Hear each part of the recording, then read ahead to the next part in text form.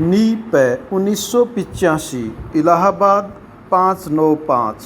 Next Harishchandra बनाम राज्य। Next तारीख 13 दिसंबर 1984। नेक्स्ट न्यायाधीश प्रेम शंकर गुप्त। नेक्स्ट धान कुटाई उद्योग विनियमन अधिनियम 1958 धारा 13। 1968 के संशोधन अधिनियम द्वारा यथा संशोधित उक्त धारा 13 का उसके परंतुक के साथ निर्वचन करने पर यही अर्थ होगा कि यदि कारावास का दंड दिया जाता है तो यह 1 मास से कम नहीं होगा, किंतु न्यायालय केवल अर्थदंड भी दे सकता है अथवा दोनों ही दिए जा सकते हैं।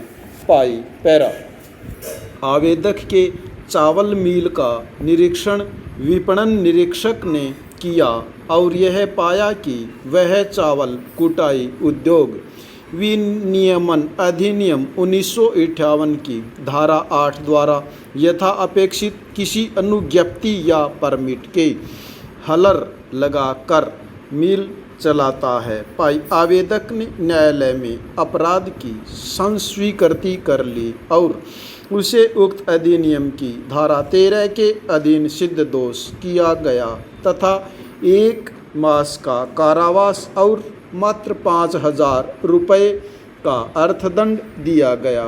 पाई अपील पर सत्र न्यायाधीश ने दोष सिद्धि स्थापित रखी और 1 मास का दंड भी स्थापित रखा, किंतु जुर्माने को घटाकर 1,000 रुपये कर दिया। पाई उस न्यायालय में पुनरीक्षण पर आवेदक की मुख्य दलील यह थी कि न्यायालय 1968 के संशोधन अधिनियम के पश्चात भी धारा 13 के अधीन केवल अर्थदंड दे सकता है और चूंकि आवेदक का हलर एक छोटे से गांव में है और उसने तुरंत अपराध की संस्वीकृति कर ली, अतः उसे केवल अर्थदंड ही दिया जाना चाहिए। पाई पैरा अभी निर्धारित पुनरीक्षण आवेदन भागतः मंजूर किया गया। पाई पैरा अधीनस्थ न्यायालयों की यह धारणा कि उपर्युक्त अपराध के लिए लघुतम दंड 1 मास का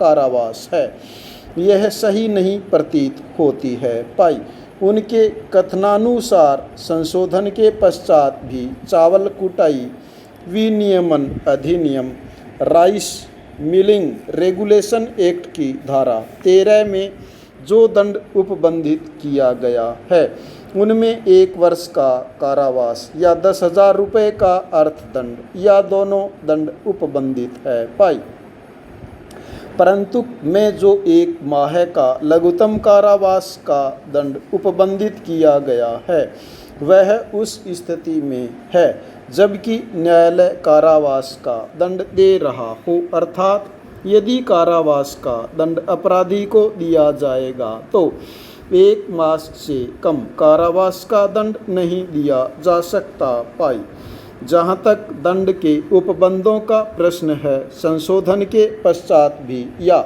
अर्थदंड को 10,000 रुपये तक का हो सकता है का शब्द ज्यों का त्यों धारा 13 में विराजित है। पाई यदि विधायिका का यह आशय होता है कि 1 मास के कारावास का दंड लघुतम है तो फिर शब्द या जुर्माने से जो तक हो सकेगा और विद फाइन हीविच में एक्सट्रेंड टू भी संशोधित कर लिया जाता। पाई शब्द और का यथावत बना रहना यह इंगित कर रहा है कि इस संबंध में विधायिका का मंतव्य उसे हटाने का नहीं था। पाई निर्वचन के सुस्थिर सिद्धांतों को देखते हुए या शब्द का अर्थ और एंड नहीं लिया जा सकता। पाई यदि विधायिका का आशय यह होता कि 1 मास की